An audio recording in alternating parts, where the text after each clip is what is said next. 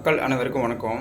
தமிழகத்தின் அமைச்சர் ஒருவர் வந்து சொல்கிறாரு, விவசாயத்தை விட விளையாட்டு ரொம்ப கடினம் அப்படிங்கிற மாதிரி சொல்கிறாரு.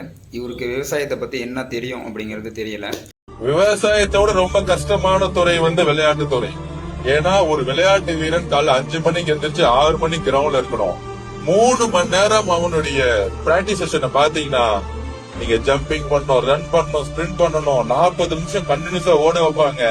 திடீர்னு மலை மேல ஏறி ஓட வைப்பாங்க, ஸ்டெப்ஸ் ஓட வைப்பாங்க. விவசாயத்தோட ரொம்ப கஷ்டமான துறை வந்து விளையாட்டு துறை. விவசாயமும் விளையாட்டும் ரெண்டும் ஒன்றா சேர்த்து பேசாதீங்க. ஏன் அப்படி சொன்னாங்க, விவசாயத்தினுடைய உழைப்பு வேற, விளையாட்டினுடைய உழைப்பு வேற. ஏன்னா விவசாயம் அப்படிங்கிறது இரவு பகலா மழை வெயில் அப்படின்னு சொல்லிட்டு நைட்டில் தூக்கம் இல்லாமல், மழை அதிகமாக பெஞ்சாலும் மனசுக்கு வருத்தமாக இருக்கும், மழை கம்மியாக பெஞ்சாலும் தண்ணி இல்லாமல் பயிர்கள் வந்து வாடும். அந்த மாதிரி விவசாயிகள் வந்து எந்த நேரமும் தூக்கம் இல்லாமல் இரவும் பகலுமா அடிக்கிற வெயில் அடிக்கிற மழையில் மம்முட்டியை பிடிச்சி வேலை செஞ்சு எந்த அளவுக்கு கஷ்டப்படுவாங்க அப்படிங்கிறது கண்டிப்பாக விவசாயிகளுக்கு மட்டும்தான் தெரியும். நீங்கள் எந்த காட்டில் போயிட்டு விவசாயம் பண்ணீங்க அப்படிங்கிறது புரியல.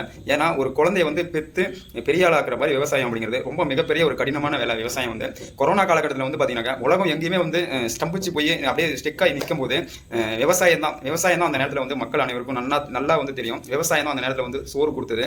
சோறு விளையாட்டு இல்லாமல் உயிர் வாழ்ந்துடலாம், விவசாயம் இல்லாமல் உயிர் வாழ முடியாது. ஏன்னா இது வந்து ஆன்லைனில் வந்து நீங்கள் நினைக்கிற மாதிரி பப்ளிசிட்டி பண்ணலாம் ஒன்றும் பண்ண முடியாது. நீங்கள் எவ்வளோ இன்ஸ்டாகிராமில் வீடியோ போட்டு பிரபலமான நபர்களை வச்சு அதை வந்து பப்ளிசிட்டி பண்ணாலும் கூட எப்படி வந்து எங்கே நீங்கள் சுற்றி வலிச்சு வந்து பார்த்தாலும் லாஸ்ட்டில் வந்து சோறு திங்கணும். விவசாயி வந்து காலையும் கையும் அங்கே போய் காட்டில் நஞ்சையில் புஞ்சையில் வயலில் போயிட்டு காலை வச்சு கையை வச்சு வேலை செஞ்சாதான் நீங்கள் வந்து சோறு திங்க முடியும். அதாவது வந்து விளையாட்டும் விவசாயத்தையும் ரெண்டும் சம்மந்தப்படுத்தி பேச வேணாம். ஏன்னா விவசாயம் அப்படிங்கிறது ரொம்ப கடினமான ஒரு உழைப்பு. எத்தனை மக்கள் வந்து வீட்டில் இருக்கிற சொத்தை எல்லாத்தையும் கொண்டு போய் அடவுல வச்சு விவசாயம் நஷ்டமாகி தூக்கு போட்டு சாகிற அளவுக்கு தமிழ்நாட்டில் எத்தனை விவசாயி வந்து இருக்காங்க. உங்களுக்கு தெரியுமா தெரியாதா? எத்தனை பேர் இதுக்கு முன்னாடி செத்துருக்காங்க. விவசாயம் அப்படிங்கிறது ரொம்ப கஷ்டம். ஏன்னா விவசாயம் பண்ணவங்களுக்கு தான் அதனுடைய அருமை தெரியும். அதனுடைய என்ன சொல்கிறது, அவங்களுடைய உழைப்பு என்ன அப்படிங்கிறது விவசாயிகளுக்கு மட்டும் தான் தெரியும்.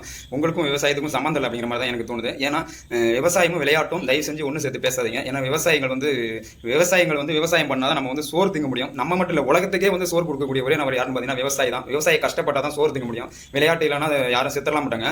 ஆனால் விவசாயி இல்லைன்னா உயிர் போகிற அளவுக்கு கூட வாய்ப்பு இருக்குது. விவசாயம் அப்படிங்கிறது நம்மளுடைய உயிர் காக்கக்கூடியது விவசாயம் தான். நன்றி, வணக்கம்.